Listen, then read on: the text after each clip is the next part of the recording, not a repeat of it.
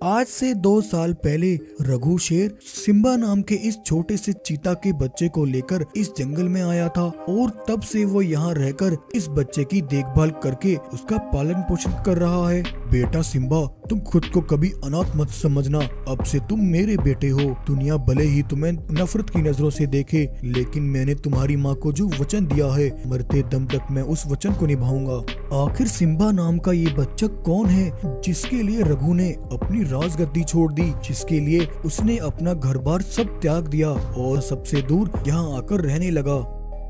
दरअसल ये बात 2 साल पहले की है। रघु के पिता महाराज रुद्रा, जो मांडवा जंगल के महाराज थे, पिछले 25 वर्षों से मांडवा जंगल को संभालते आ रहे थे। सालों से मांडवा जंगल अपनी सुख समृद्धि और खुशहाली के लिए मशहूर था। मांडवा में हर एक जानवर अपने परिवार के साथ बड़ी खुशी से अपना जीवन जीता और सब एक साथ मिलजुल कर रहा करते थे और हर कोई एक दूसरे के कामों में हाथ बटाया करता था। वहाँ रहने वाली एक बूढ़ी मादा भालू हर रोज बच्चों को एक वीर योद्धा की कहानी सुनाती। वो जिसके आते ही जंगल के बाग दहाड़ने लगते हैं, आसमान में बादल जिसकी दहाड़ से गरज उठते हैं, वो है एक ऐसा वीर बहादुर योद्धा। गरीबों का वो है मसीहा और जालिमों का वो है विनाशक।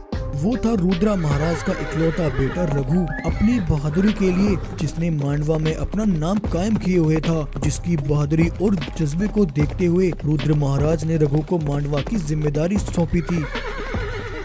उधर खतरनाक दरिंदे जानवरों का एक बड़ा दस्ता लिए कांचा बाग मांडवा जंगल पर अपना कब्जा करने के लिए उसकी ओर बढ़ रहा था।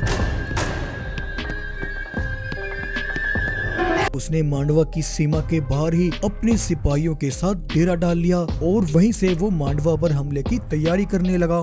उस रघु की ताकत के आगे हमारा ये विशाल रेवड़ भी कम पड़ जाएगा महाराज। वो अकेला 100 के बराबर है। उसे अपने सामने झुकाने के लिए हमें उसकी कमजोरी पता करनी होगी। चिंता मत करो सिपाहियों, आखिर मांडवा में कोई तो ऐसा होगा जो मांडवा के साथ वफादारी करते हुए हमारा साथ देगा। मुझे ऐसे ही किस शख्स की तलाश है। यूं कांचा अपने सिपाहियों के साथ बड़े मंसूबे बना रहा था और उधर मांडवा के एक वफादार सिपाही ने चंद पैसों और दौलत के लालच में आकर मांडवा के साथ गद्दारी करने पर वो मजबूर हो गया। रुद्रा महाराज का एक वफादार सिपाही देवरा चीता रात में आकर कांचा बाग से मिला। देवरा, वफादारी की जो सीमा लांग कर तुम मेरे पास आए हो, तुम्हारा ये फैसला तुम्हें माला माल कर देगा। मैं जानता हूँ मांडवा का एक एक सिपाही रघु के प्रति वफादार है और वो उसके लिए अपनी जान भी दे देंगे। रघु को कमजोर करने के लिए मुझे उसकी रीढ़ की हड्डी, उसके एक एक वफादार सिपाही को खत्म करना होगा। तुम्हें कैसे भी करके मांडवा के वफादार सिपाहियों को अपनी बातों में उलझाकर काली पहाड़ी के पीछे वाले जंगल में लेकर आना है। उसके बाद मैं सब संभाल लूंगा।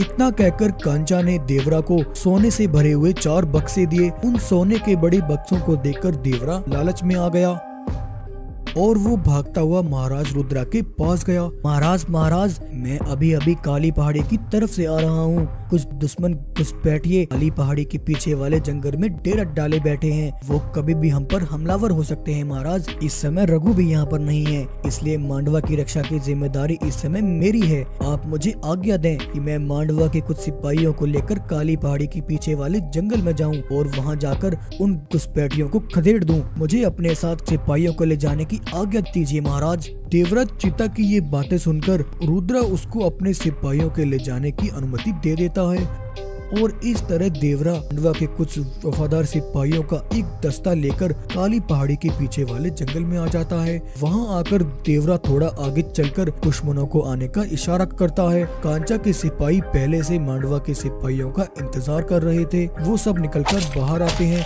और मांडवा के सिपाहियों पर हमला कर देते हैं। देखते ही देखते जंगल में घमासान लड़ाई शुरू हो जाती है और कांचा के सिपाही एक एक करके बड़ी बेरहमी के साथ मांडवा के सारे सिपाहियों को मौत घाट उतार देते हैं। मांडवा की सिपाहियों को मौत के हवाले करके देवरा चीता महाराज रुद्रा के पास आता है। महाराज, हमारे सारे सिपाही काली पहाड़ी के पीछे वाले जंगल में पहुंच गए हैं और वो सब अच्छे से युद्ध का अभ्यास कर रहे हैं। अगर आप इजाजत दें तो मैं कुछ और सिपाहियों को अपने साथ ले जाना चाहता हूँ। ये कहकर देवरा रुद्रा के कुछ और सिपाहियों को अपने साथ ले जाता है। और उन सबको जंगल में लाकर मौत के हवाले कर देता है। वहीं जंगल में हो रही इस खून रेजी को एक चील आसमान से उड़कर देख रही थी। चील उड़कर रघु के पास आती है और उसने जंगल में जो भी देखा वो सब रघु को बताती है। और इस तरह यूं रघु ने मादा चीता को दिया हुआ अपना वचन निभाने के लिए उसने अपने जंगल को हमेशा के लिए छोड़ और कांचा के सिपाहियों को हमला करने का इशारा करता है। लेकिन आज रघु अपने साथ कुछ सिपाहियों को लेकर कांचा के सिपाहियों पर हमला कर देता है और आज रघु और उसके सिपाही मिलकर कांचा के सिपाहियों को खून में नहला देते हैं। रघु देवराज चीता को बंदी बना लेता है और उसे बंदी बनाकर महाराज के पास लेकर आता है।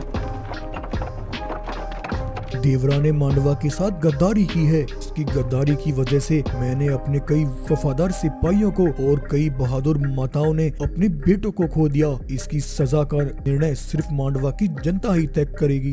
महाराज, इसने हम सबके साथ गद्दारी की है।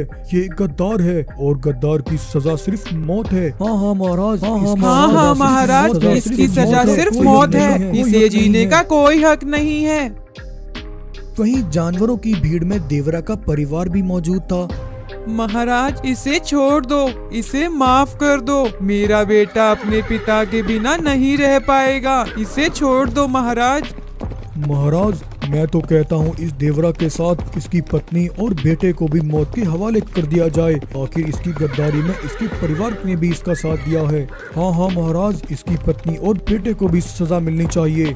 आप सब शांत हो जाइए। कोई भी देवरा की पत्नी और बेटे को कुछ नहीं करेगा। ये दोनों बेकसूर हैं। गद्दारी सिर्फ देवरा ने की है और सजा भी सिर्फ देवरा को ही मिलेगी। महाराज, अगर ऐसी बात है तो इस देवरा का परिवार हमारे साथ मांडवा में नहीं रह सकता। इसे मांडवा से बाहर कर दो। इसी बीच रघु सबकी बातें सुनकर गद्दार देवरा को लकड़ियों से बांधकर उसे आग के हवाले कर देता है। ये देख देवरा की पत्नी मादा चीता भागती हुई रघु के सामने आती है। रघु, मुझसे वादा करो, तुम मेरे बेटे का ख्याल रखोगे। इसे कभी भी हमारी कमी महसूस नहीं होने दोगे। वादा करो रघु। हाँ बहन, मैं तुमसे वादा करता हूँ। मैं तुम्हारे बेटे को अपने बेटे की तरह पालूंगा। इतना कहकर मादा चीता भागती हुई खुद को उस आग के हवाले कर देती है और उस आग में कूदकर अपनी जान दे देती है। देवरा का बेटा सिम्बा अपने माता पिता की मौत देखकर उसका दिल आग से झुलस उठता है। महाराज, देवरा का ये बेटा कल को ये भी बड़ा होकर हमारे साथ गद्दारी करेगा। आखिर इसके अंदर भी गद्दार का खून दौड़ रहा है, इसलिए इसे इस जंगल से बाहर कर दिया जाए। ये हमारे साथ मांडवा में नहीं रह सकता। रघु, मांडवा के जानवर सही कह रहे हैं। तुम इसे इसी समय जंगल में छोड़ाओ। नहीं पिताजी, अगर ऐसी बात है तो मैं भी सिम्बा के साथ जाऊंगा, क्योंकि मैंने इसकी माँ को वचन दिया है। मैं मरते दम तक इसकी रक्षा करूंगा। और इस तरह यूं रघु ने मादा चीता को दिया हुआ अपना वचन निभाने के लिए उसने अपने जंगल को हमेशा के लिए छोड़ दिया और सिम्बा के साथ एक दूसरे जंगल में आकर रहने लगा। वहीं दूसरी तरफ कांचा अपने सिपाहियों की मौत से उसके अंदर बदले की आग जल रही थी और वो मांडवा जंगल पर अपना कब्जा करने के लिए एक बार फिर से हमला करने की तैयारी शुरू कर देता है। जहां एक तरफ कांचा मांडवा जंगल पर एक बड़ा हमले की तैयारी में था, वहीं दूसरी तरफ रघु इस बात से बिल्कुल बेखबर था। वो तो बेचारे मासूम सिम्बा की माँ को दिया हुआ अपना वचन निभा रहा था। तो प्यारे दोस्तों, ये था इस कहानी का पहला भाग। कहानी के अगले भाग में हम देखेंगे कि क्या कांचा मांडवा पर हमला करता है और कैसे रघु अपने जंगल को कांचा के कहर से बचा पाता है। तो ये सब हम कहानी के अगले भाग में देखेंगे। अगर आपको इस कहानी का पहला भाग पसंद आया तो वीडियो को लाइक, शेयर एंड चैनल को सब्सक्राइब जरूर करें।